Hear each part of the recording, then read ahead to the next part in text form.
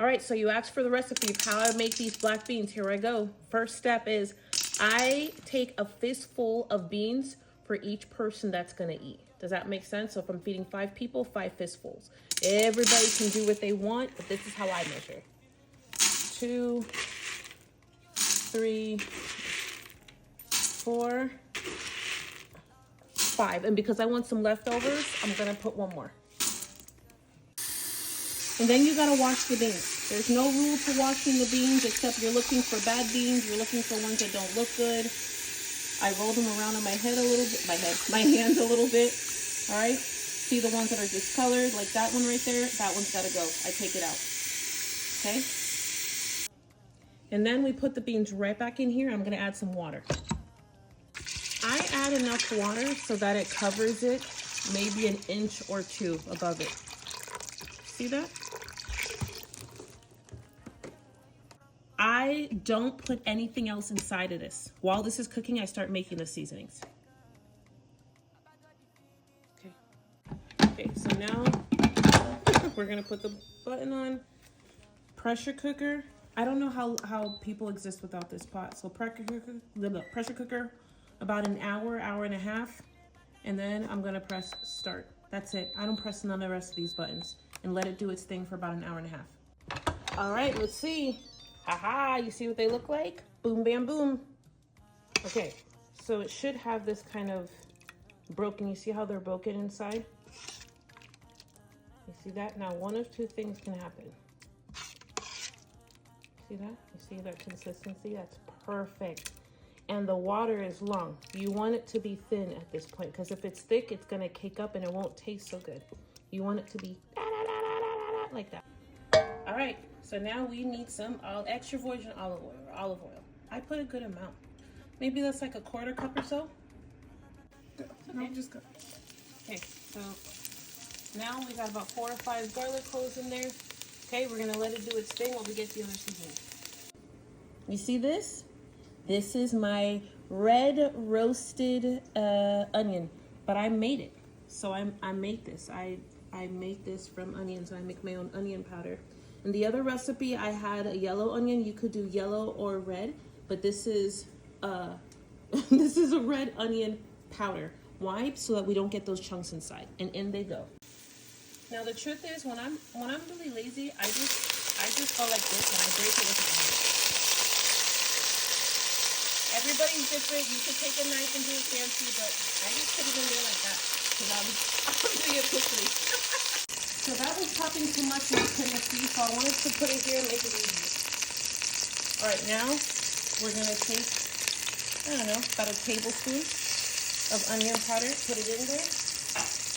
We're gonna take about, I don't know, this is salt, maybe about 1 tablespoon of salt to start. Then I'm gonna put 7, 8, 9, 10, 11, 12, 13, 14, 15, 16. Okay, and then 1 more. So the first one was onion powder. The next one is so you have garlic, tomato, onion powder, black pepper, salt, and this is cumin. I haven't put it into the container yet, but it's about the same ratio, cumin. Okay, but you need good cumin. Let's put a little more. I like this cumin. This cumin's good. All right, there we go.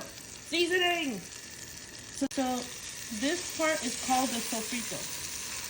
I personally am not looking for these tomatoes to get into small pieces. Let me tell you why.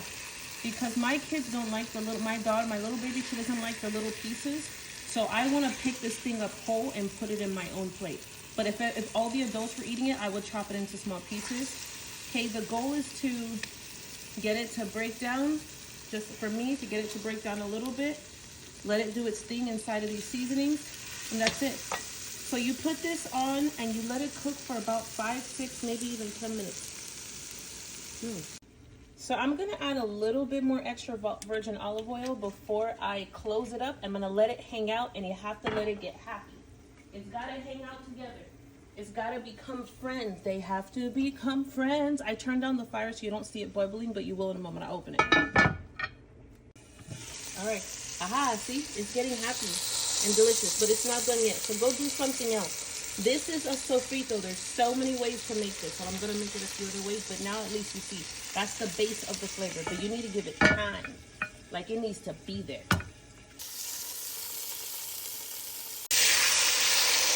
And then you just pour it in there. And you let them be together. They're together. All right, but to this, I'm actually gonna add a little bit of water. This needs water. How do I know? Because when I look at that, these beans are too close to the surface. Everything should look like that right there. You see that right there? The fact that this is at the surface lets me know this pot don't have enough water.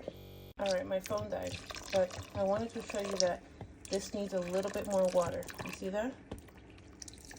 And then last but not least, I take it, back of the spoon, smash it against the wall. So this is how I thicken up the beans. You get it? So now at this point, you can start to thicken them.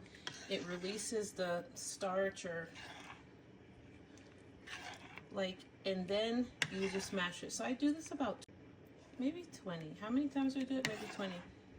So Michael, you see how I'm smashing it and I'm smashing against the wall? Then I'm putting back in circulation. This is the secret to super delicious beans. I know other people smash it with fancy potato smashers. I've never had none of that. So back of the spoon it is. And then you start to get this and they start to thicken and split open and create this really delicious flavor. It releases something. I don't know. Anyhow, just like that. Okay. And the trick to all delicious beans is to flavor 2 times. You need to do it in the first time and then you do it again at the second. And now, there we go. About 10 minutes, maybe 15, and we're done. Turn it off. You don't want it too thick and gummy. Okay, same thing here with rice. Right? So I'm gonna do one for each family member. One. And this rice is jasmine rice. We rinse it 3 times. You can use what you want, but this bottle is done, so we're in trouble.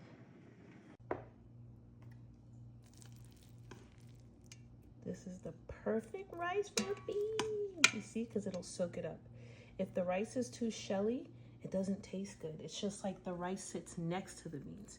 But this type of rice, it's almost like sticky. Ta-da! Isn't it so delicious? Gosh, it's so good. And the best part is that you know it's perfect when you can see the rice soaking up the beans, not swimming in it. You want it to soak. That's it. This is the perfect, oh my gosh, it's gonna be